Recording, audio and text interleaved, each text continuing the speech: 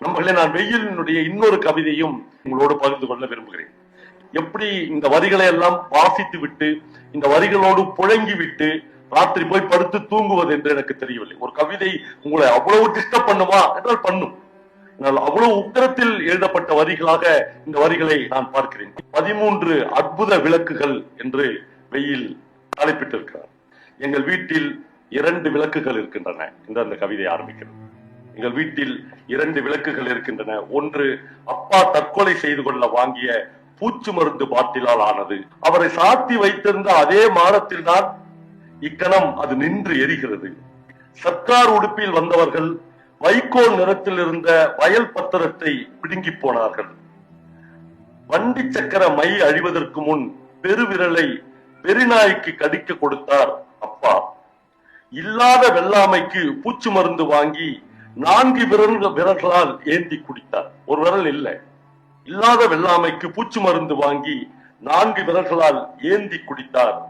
சாக்கு தைக்கும் ஊசியால் அதன் மூடியில் துளையிட்டு கோடி துணி திரியும் மண்ணெண்ணையுமாக இந்த விளக்கு உருவானது.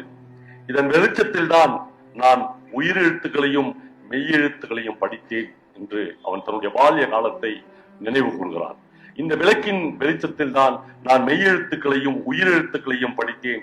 இவற்றை கொண்டு அப்பா எப்படி செத்தார் என்று எழுத முடியுமா என்றால் அம்மா. எனக்கு ஆச்சரியமாக இருந்தது.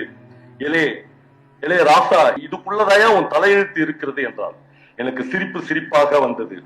2வது விளக்கை பற்றியும் சொல்லிவிடுகிறேன்.